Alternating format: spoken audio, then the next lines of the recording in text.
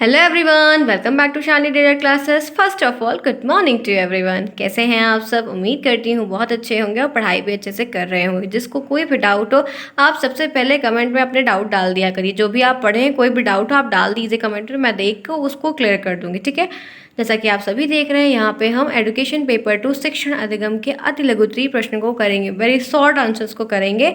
ये पेपर दूसरा है, सेट हमारा 1 है अति लघुत्तरीय का। 50 नंबर का यह पेपर है, 2 घंटे का टाइम इंटरवल है। ठीक है, शालिनी डेयर क्लास साथ आप बने हुए हैं। लाइक शेयर सब्सक्राइब बिल्कुल ना भूलें। जो भी लोग हमारे चैनल पर नए आए हैं उनका मेरी फैमिली में बहुत स्वागत है। चैनल को सब्सक्राइब करिए, वीडियो को लाइक करिए, नोटिफिकेशन बिल्कुल जरूर ऑन रखें। जिन्होंने टेलीग्राम चैनल नहीं ज्वाइन किया है वो जाके जरूर करें। लिंक आपको हर वीडियो के कमेंट बॉक्स में मिलेगा और चैनल के अबाउट में मिलेगा। और जो लोग पुरानी क्लासेस नहीं लिए हैं, जिनको मैथ की क्लासेस चाहिए, कंप्यूटर की, साइंस की, हर एक सब्जेक्ट की क्लास प्लेलिस्ट वाइज नाम के वाइज सेट है, आप प्लेलिस्ट में जाइए, सब क्लासेस आपको रेगुलर बेसिस पे मिलेंगी। तो चलिए आज के क्वेश्चंस की तरफ आगे बढ़ते हैं। जो भी डाउट हो आप इन्हें क्लियर कर लीजिएगा। ये रहा आपका आज का पहला क्वेश्चन आपके स्क्रीन पे। अधिगम के लिए आवश्यक है, अधिगम दैट मीन लर्निंग, लर्निंग के लिए क्या इंपॉर्टेंट है। आपको ये जो आंसर दिख रहा है ना, आप ये मत देखिए, ये तो मेरा आंसर है जो करेक्ट है, लेकिन आप अपने भी आंसर कमेंट करते हुए बताइए कि क्या होगा। आपको ये प्रश्न आएगा तो आप क्या लिखेंगे, आप उचित क्या लिखेंगे कि आप मुझे कमेंट करिए। अब मैंने जो लिखा है वो तो सही है ही है, लेकिन आप अपने तरीके से क्या लिखेंगे वो आप कमेंट करिए। ठीक है, तो यहाँ पे क्वेश्चन दिया है कि अधिगम के लिए क्या आवश्यक है। तो अधिगम के लिए स्वचिंतन, स्वचिंतन का मतलब है सेल्फ थिंकिंग, स्वचिंतन का मतलब है सेल्फ थिंकिंग। ठीक है, खुद से किसी चीज़ को आप सोचेंगे, खुद से आप करेंगे, खुद की जहाँ चीज़ें, सेल्फ की जो चीज़ें हैं वो बहुत इंपॉर्टेंट होती हैं हर चीज़ में। ठीक है, स्वक्रिया, सेल्फ एक्टिविटी, स्व अनुभव, सेल्फ एक्सपीरियंस। ठीक है, आप अगर खुद से कोई टॉपिक है, कोई भी डाउट है, कोई प्रॉब्लम है, खुद से आप सोचेंगे तो आप अपना दिमाग लगाएंगे, खुद से आप एक्टिविटी करेंगे तो आप ये सारा काम करने से फ़ायदा क्या होगा पता है, आपको अनुभव हो जाएगा। जैसे आप डीएलएड फर्स्ट सेमेस्टर का पेपर देने जब जाएंगे ना तो आपको सब समझ में आ जाएगा कि एक्चुअल में चीज़ें क्या एग्जिस्ट करती हैं। सेकेंड सेमेस्टर में इतने क्वेश्चन आपके पास नहीं रहेंगे, ये मेरा वादा है आपसे। तो यही चीज़ें हैं कि खुद सोचना, खुद समझना, खुद करना, खुद एक्सपीरियंस लेना। तो अधिगम के लिए क्या आवश्यक है, ये तीनों चीज़ अधिगम के लिए बहुत ज़्यादा इंपॉर्टेंट है, नो डाउट। आगे चलते हैं, नेक्स्ट देखते हैं। अधिगम को प्रभावित करने वाले कारक इस प्रकार हैं। अधिगम लर्निंग को अफेक्ट करने वाले कौन कौन से फैक्टर हैं, कंपोनेंट है, क्या हो सकते हैं। आप अपना बताइए, आप इसका राइट आंसर क्या लिखेंगे फटाफट कमेंट करते हुए। 1 नंबर का यह प्रश्न है, आपको मैंने 2 लाइन लगभग लिख के दिखा दी, आप इसमें और 1 लाइन लिखना चाहें तो लिख सकते हैं।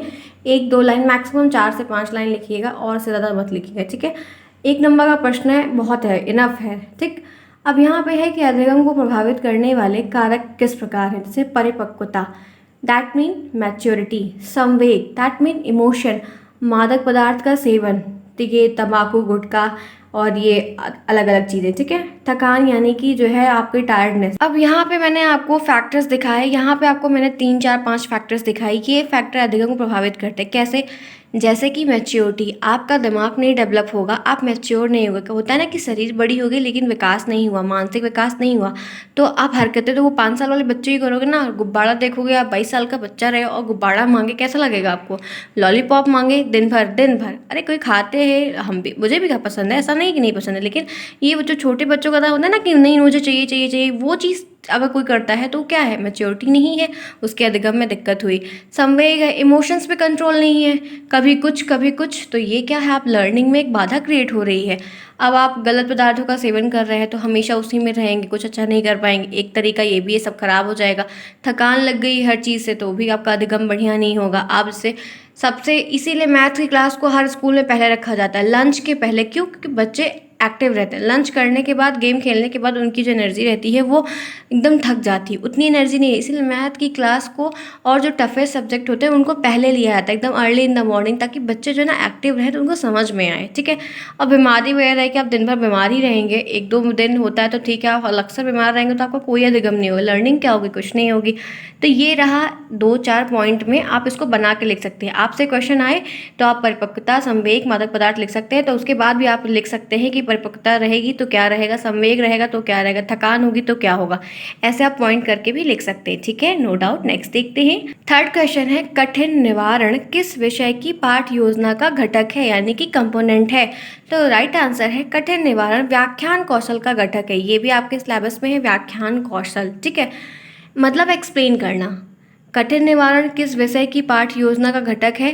व्याख्यान कौशल का एक कंपोनेंट है। आप जब चीज़ों को बढ़िया से बढ़िया एक्सप्लेन करेंगे, बच्चों के लिए उतना ही फ़ायदेमंद होगा आपका इस तरह एक्सप्लेन करना, क्योंकि क्या होता है कि व्याख्या एक ऐसी युक्ति होती है, एक ऐसा तरीका होता है जिससे किसी शब्द या कथन को सरल बनाकर बालकों के सामने प्रेजेंट किया जाता है, उनको समझाया जाता है।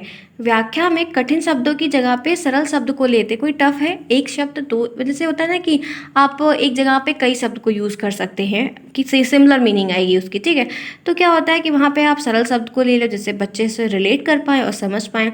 जटिल विचार जो होते हैं, कुछ छात्रों के जो अनुभव होते हैं उसके सामने प्रस्तुत करें कि ये दिक्कत थी, आपने ये किया, ये इसको अच्छा ये टफ पड़ रहा है, आप इस रास्ते से चले जाओ। तो ये क्या है, आप उनको एक्सप्लेन करोगे ना, व्याख्या दोगे ना उस टॉपिक पे, बच्चे हैं उनको आप समझाएंगे तभी वो अच्छा कर पाएंगे, ठीक है। देखिए मैंने आपको समझा दिया और एक लाइन में मैंने आपको ये चीज़ बता दी।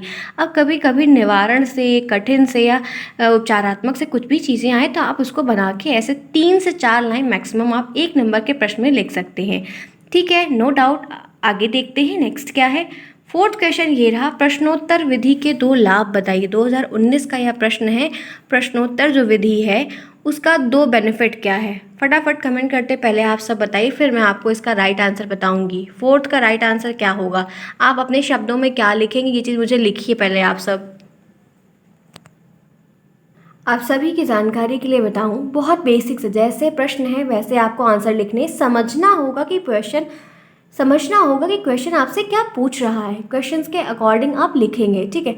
अब यहाँ पे 2 लाभ जो है वो आपके सामने ये है स्क्रीन पर। विद्यार्थी प्रश्न पूछता भी है, यहाँ पे तभी होगा, विद्यार्थी प्रश्न पूछता तभी है और प्रश्नों का उत्तर भी देता है तभी जब उसमें आत्मविश्वास की भावना। जैसे क्या होता है कि जो बच्चा आप ये जो प्रश्नावली है वो अच्छे से सुनेगा, आपसे रिलेट कर पाएगा, तो वो अपनी बात को रख पाएगा कि सर या मैम मुझे यहाँ पे डाउट है। जब वो अपनी चीज़ों को क्लियर कर लेगा तो उसमें एक जो है ना आत्मविश्वास आ जाएगा, एक कॉन्फिडेंस लेवल अराइज हो जाएगा कि हाँ मेरी ये चीज़ें क्लियर हो गई, ठीक है।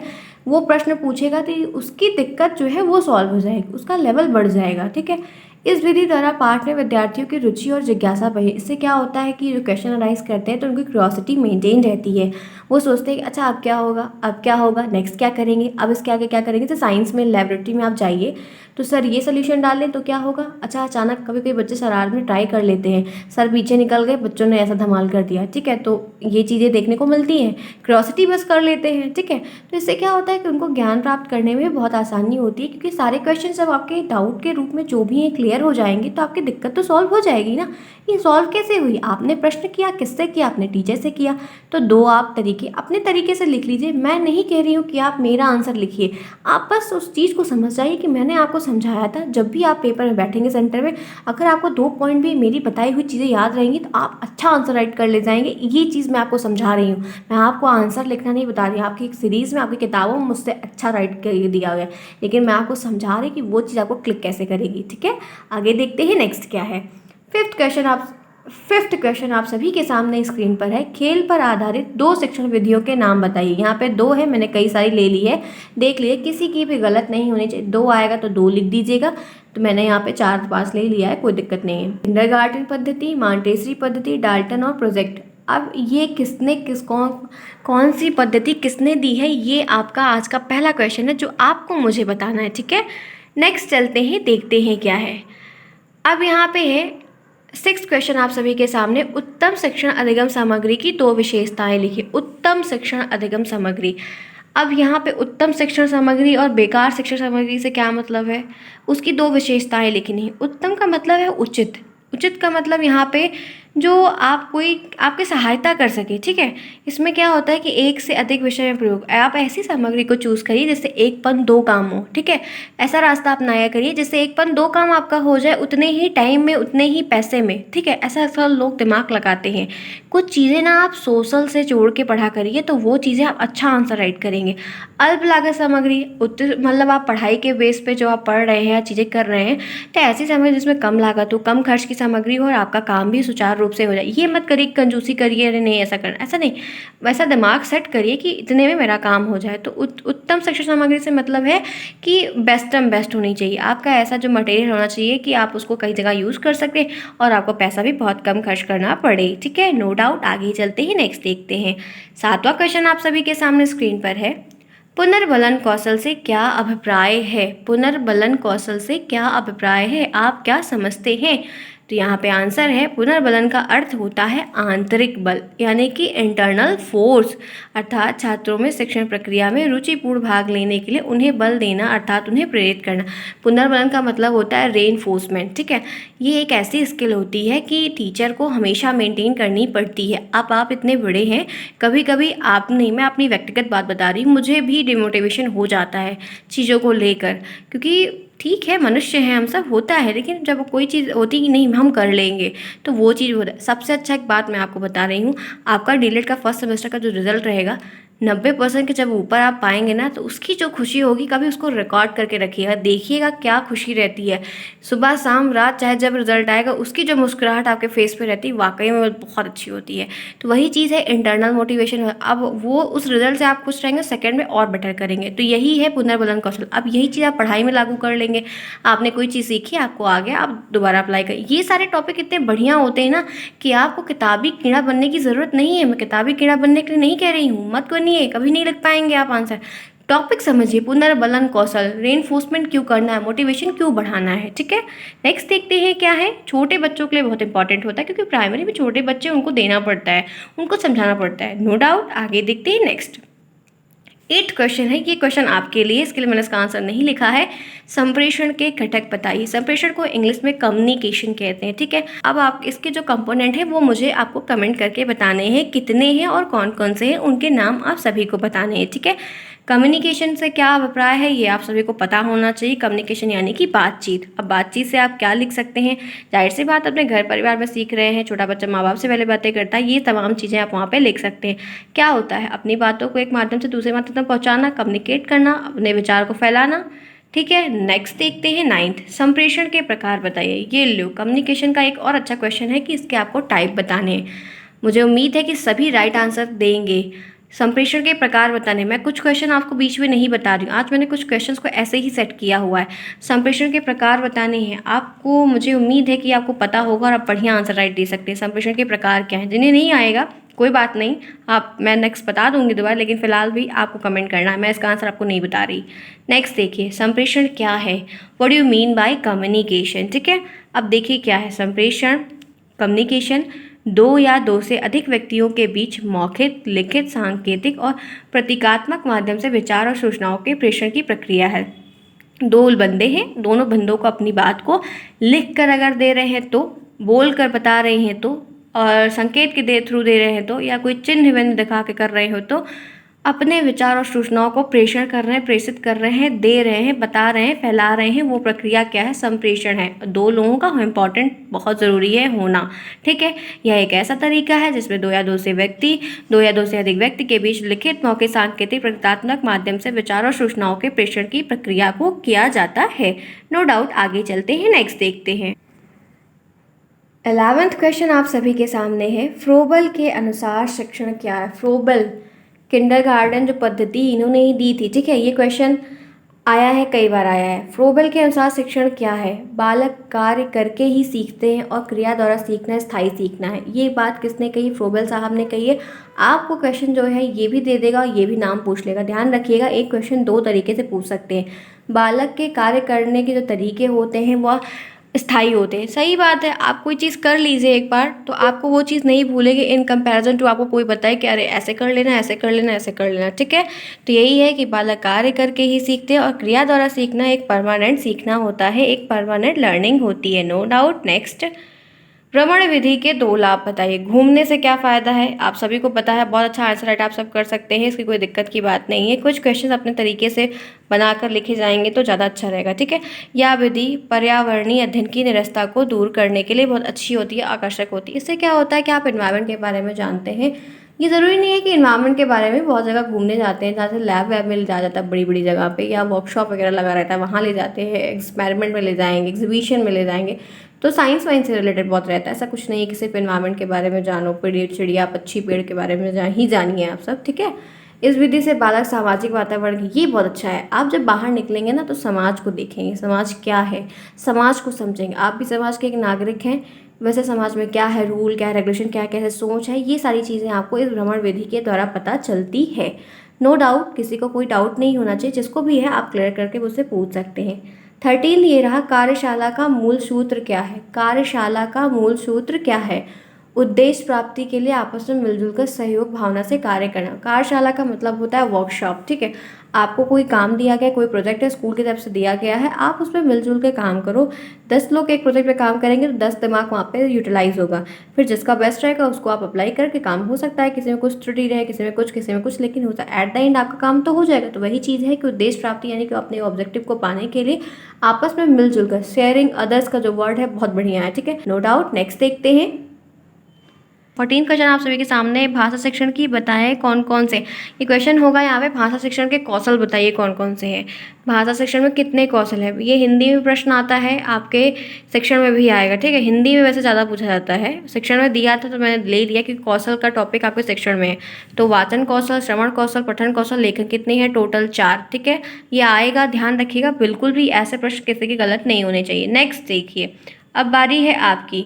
टीएलएम का पूरा नाम बताइए, टीएलएम का फुल फॉर्म बताइए। ये आपको बाल विकास में नहीं पूछेगा तो इसमें ज़रूर पूछ लेगा, ये आपको शिक्षण अधिगम में पूछ लेगा। टीएलएम का नाम बताइए, एग्जामिनर से ऐसे क्वेश्चंस पूछ लेते हैं, ठीक। तो 15वां ये रहा। 16वां बताइए क्या है? गतिविधि से आप क्या समझते हैं? गतिविधि यानी कि एक्टिविटी से आप क्या समझते हैं? एक्टिविटी क्या होती है, क्यों करते हैं आप? तो ये है वह तरीका जो अधिगम प्रक्रिया को रोचक बनाता तथा जिनके द्वारा ज्ञान प्राप्त स्थायी हो जाता है। एक्टिविटी मतलब क्रिया है, प्रोसेस है। आप कोई भी चीज़ करेंगे, कोई भी चीज़ है, anything in the world you can do with your hand, with your observation, वो बहुत अच्छी होगी, इंपॉर्टेंट होगी और परमानेंट होगी, ठीक है। अगर खाने की फील्ड में कोई बढ़िया डिश बनाइए, देखिए आपको दोबारा नहीं भूलेगी। आप कोई भी काम करिए, इलेक्ट्रिक का कोई काम करिए या कोई भी चीज़ बनाइए, आर्ट क्राफ्ट वगैरह कुछ बनाइए, तो वो चीज़ें आपके लिए परमानेंट हो जाती हैं, ठीक है, नो डाउट। नेक्स्ट, वर्णन विधि के तरीके लिखिए। वर्णन विधि के तरीके लिखिए, क्या क्या तरीके हो सकते हैं एक्सप्लेन करने के। आप किसी को अच्छे से समझाना चाहते हैं या एक्सप्लेन करना चाहते हैं तो कौन कौन से तरीके को आप अपना सकते हैं? चित्र या मॉडल के थ्रू, जाहिर सी बात है। जिस जगह पे हम नहीं जा सकते हैं, जैसे हम जिस जगह पे हम नहीं जा सकते हैं वहाँ पे क्या करते हैं? चित्र और मॉडल के थ्रू ही तो बच्चों को अवगत कराते हैं कि ये चीज़ देखो बच्चे यहाँ पे है। प्राइमरी वाले बच्चों को ताजमहल और इंडिया गेट और तमाम चीज़ों के बारे में जानकारी मैप के थ्रू तो दी जाती है कि उनको पहले ताजमहल ले जाया जाता है, नहीं ना, आपको ऐसा नहीं कर सकते हैं ना। तो ये चित्र और मॉडल के थ्रू आप समझा सकते हैं। भ्रमण करा के आसपास कोई गार्डन है, पार्क है, टेम्पल है, कुछ भी है तो आप वहाँ पे ले जा सकते हैं। या प्रयोग द्वारा आप उनको जो है लैब वैब ले जाइए, कुछ भी करवाइए। या गेम वेम के बारे में, जैसे क्रिकेट के बारे में समझा रहे हैं तो बैट, स्टैम्प वगैरह, बॉल जितना भी है उसका सारा किट विट का सब ले आए बच्चों, ये है, ये है, ऐसे ऐसे ऐसे होता है। तो ये सारी चीज़ें प्रयोग के थ्रू सिखाना है, और प्रयोग ऐसे मतलब ज़्यादातर साइंस में आता है, ठीक, नो डाउट। आगे देखते हैं नेक्स्ट। 18 प्रश्न आप सभी के सामने है। बालक जो कुछ जानता है उसको आधार मानकर उन बातों को बताया जाता है जो नहीं जानता है, क्या कहलाता है? ये एक सूत्र है। अब आया मज़ेदार क्वेश्चन, क्या है कि बच्चा जो कुछ जानता है, नोइंग है, उसको आधार मानकर और जो बातों को वो नहीं जानता है आप उस बातों को बताएंगे। तो ये कैसा सूत्र है, कौन सा सूत्र है, बताइए पहले वो आप सब। 18 का क्या होगा? 18वें का क्या होगा, कौन सा राइट आंसर होगा? तो आप सभी को बता दूं, ज्ञात से अज्ञात की ओर, नोन टू अननोन, ठीक है, नोन टू अननोन, ज्ञात से अज्ञात की ओर। ये क्वेश्चन जो पूछ रहा है ये ज्ञात से अज्ञात सूत्र पर लागू है, ठीक है, समझ में आए? ज्ञात से अज्ञात क्या है? आप पहले जो चीज़ें उनको ज्ञात है उससे पहले आप उनको अवगत कराएंगे, आप उनसे पूछेंगे कि बच्चे इस चीज़ के बारे में आप जान लेंगे लेवल कि हाँ बच्चे को इतने लेवल तक पता है। अब आप उसके आगे उसको और चीज़ों को जोड़ के बढ़ा देंगे तो वो पीछे से लिंक करके आगे सीख जाएगा, ठीक है। जैसे आप साइकिल चलाना सीखेंगे तो आप जब आप साइकिल चलाना आपको आता है, बारी स्कूटी सीखने की या बाइक सीखने की, तो साइकिल अगर आपको आएगी तो 2 पहिया उसमें भी, 2 पहिया उसमें भी आप अच्छे से लिंक कर पाएंगे। लेकिन आप साइकिल चलाना सीख रही हो, आप सोचिए कि आप हवाई जहाज उड़ाना सीख जाए तो सीख जाएंगे? It is not possible.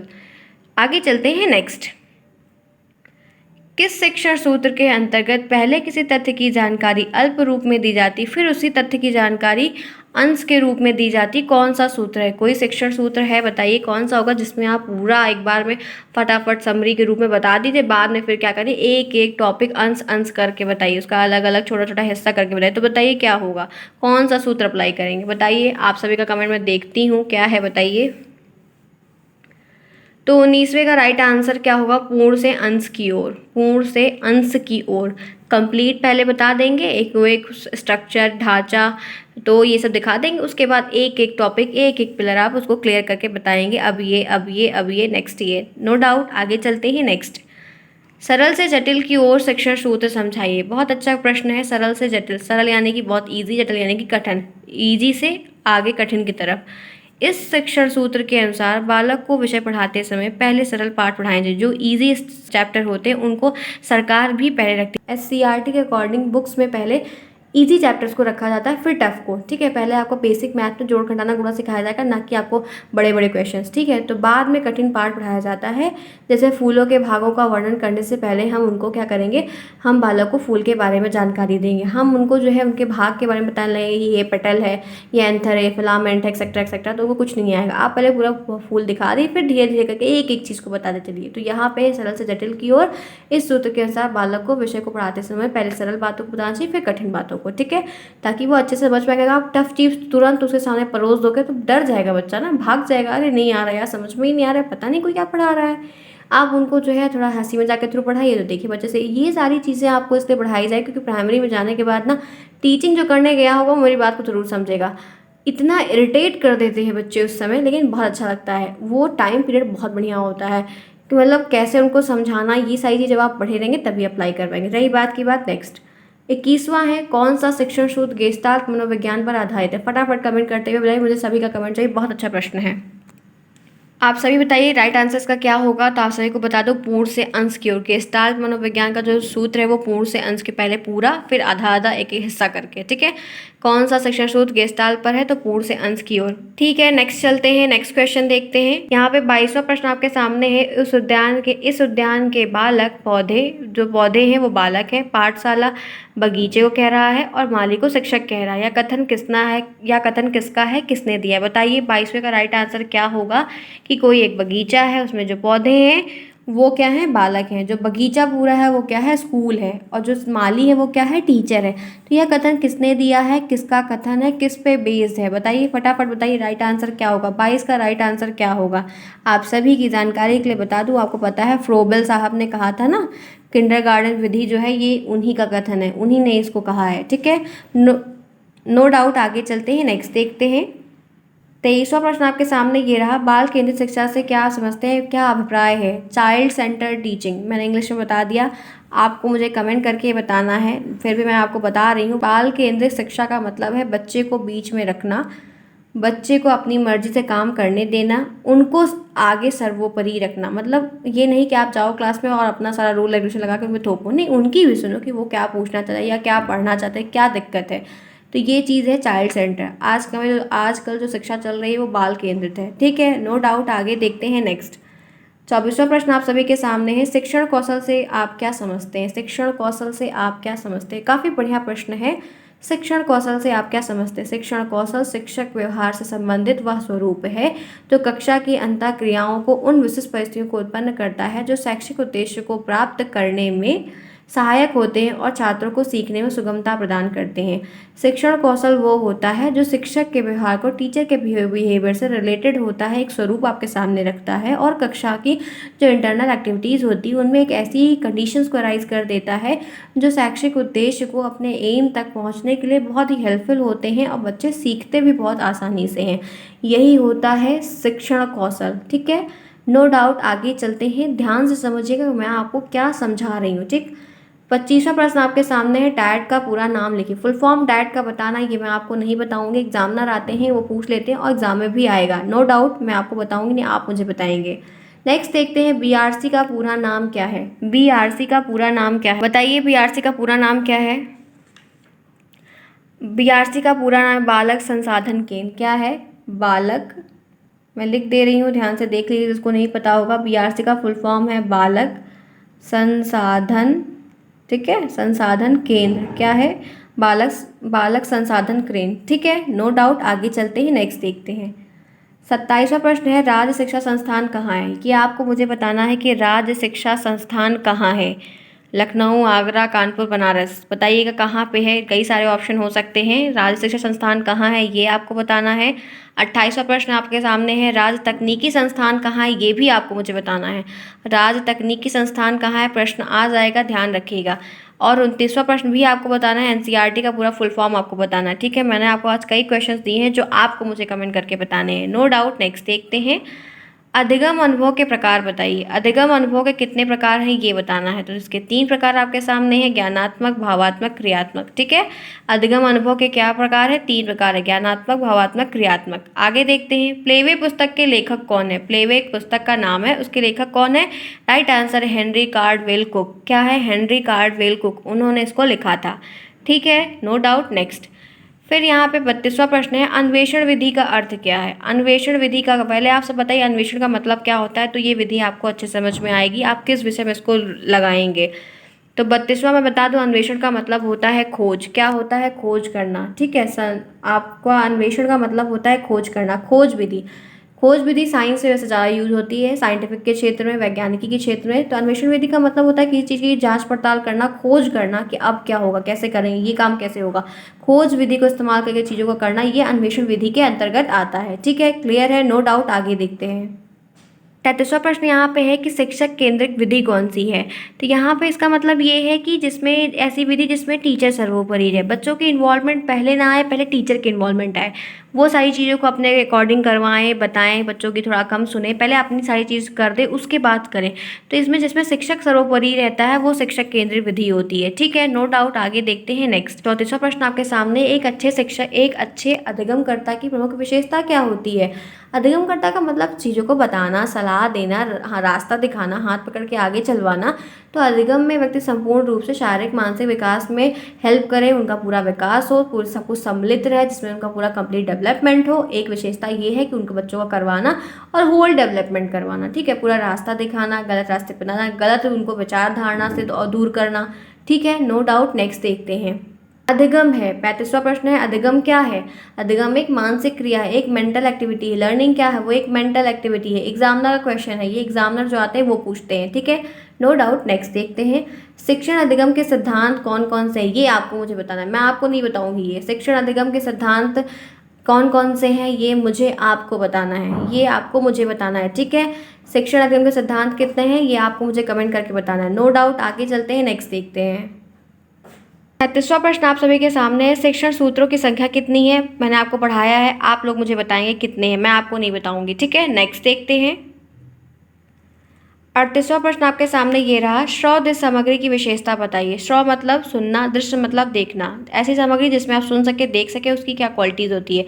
तो राइट आंसर है श्रव्य सामग्री ध्यान को केंद्रित करती है। ये ठार यहाँ पे गलत है, ध्यान को केंद्रित करती है, ध्यान लग पाता है, आप अटेंशन के साथ चीज़ों को देख पाते हैं, पाठ में रुचि उत्पन्न करते हैं, लेसन में आप इंटरेस्ट रखते हैं, जिससे वे प्रेरित होकर नया ज्ञान प्राप्त करें, लालायित हो जाते हैं। जैसे होता है ना कि आप जैसे टीवी में बच्चा कोई चीज़ देखता है तो कितने इंटरेस्ट के साथ कार्टून देखता है, उतने इंटरेस्ट के साथ वो और चीज़ नहीं करेगा। क्यों नहीं करेगा, आप खुद ही कोई चीज़ देखे रहते तो याद रहती है ना।